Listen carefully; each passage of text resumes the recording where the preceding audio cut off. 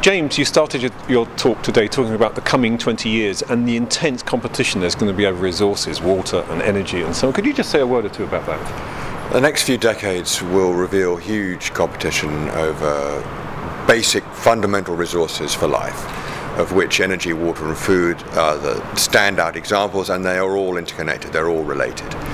So how we organize our markets, our governance systems, our incentives around how to bring about greater resource efficiency, greater resource productivity, will, I think, be a paramount challenge for our society in the coming decades.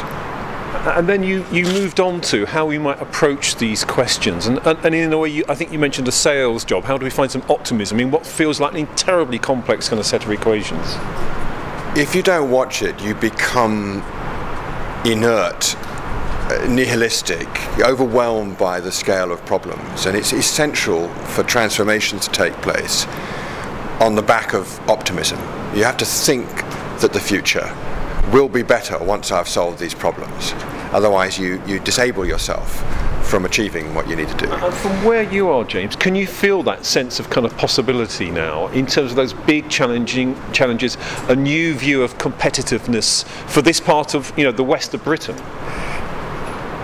Perhaps surprisingly, having spent over 20 years working on environment and development issues, I'd retain optimism that it's possible for a shift of consciousness to take place, for enterprises to grow around resource productivity, and for regions to find new development paths that are genuinely sustainable, where economy and environment are not in conflict, where the natural resource base is properly valued, and where human scale developments can take place, where there's a greater harmony between how people live and the way in which resources are consumed. So yes, I think there's opportunity here. And in the west of Britain on a scale which matches anything else in Britain? I mean, that's my proposition. Do you have a view on that? If you look at the resource base that we are discussing here, the Severn estuary, it's an incredibly rich natural resource. It has a great cultural history.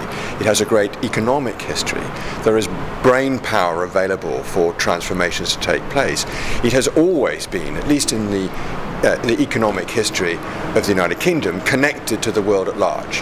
There is an outward-looking perspective here. So whatever is pioneered, developed, turned into some kind of rich economic base here in the Severn estuary, you can imagine being learned from and applied and distributed and exported to the rest of the world. I hear that as very exciting, a very exciting kind of prospect. And just to finish, perhaps, you said let's start from the ecology and work upwards here, in terms of setting some objectives for this exciting prospect.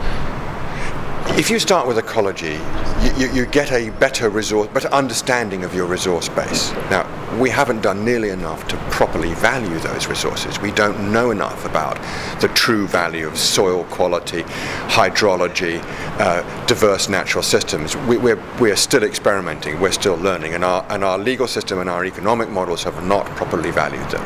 But we're curious. We're open-minded about that possibility. And we have to have examples, we have to have some leaders to follow. Why not use this particular rich ecology as a base, and then learn how we might experiment with our social organisation, with our enterprise structures, so that we hook those to the delivery of outcomes that are sustainable, right? That we reward the delivery of a resource-efficient, sustainable economy. And I heard that reward word. You used that several times over. So that's a reward back to the communities of interest. Exactly, to those that are participants in that system. So we may well have reached the limit of what we can expect a private corporation to do to deliver the public good. Private corporations are shareholder-owned, they are profit-oriented, they can behave responsibly, of course, but they can't ever be solely responsible for delivering the public good. And these are public goods problems. Ecosystem collapse is a public goods problem. Governments, on the other hand, which we have charged with representing our public interest, have deficiencies when it comes to implementation. The way administrations work, the way our bureaucracies work, are not sufficiently rewarded for the delivery of outcome. And you made the point this is about long-termism as well. And invest now for a return. In many respects, both the corporation and the government are on two short-run cycles. And they are not designed to fit with a kind of development that would honour a generation to come. Whereas we have that, we think those things, we have that psychology, we do understand the need to connect what we do now with those that follow us. That's really deep rooted in our philosophy. But we haven't got the right vehicles for it. We haven't built the right delivery mechanisms for that wish for our actions to benefit the future rather than to punish it. James, thanks very much for your contribution today. Pleasure.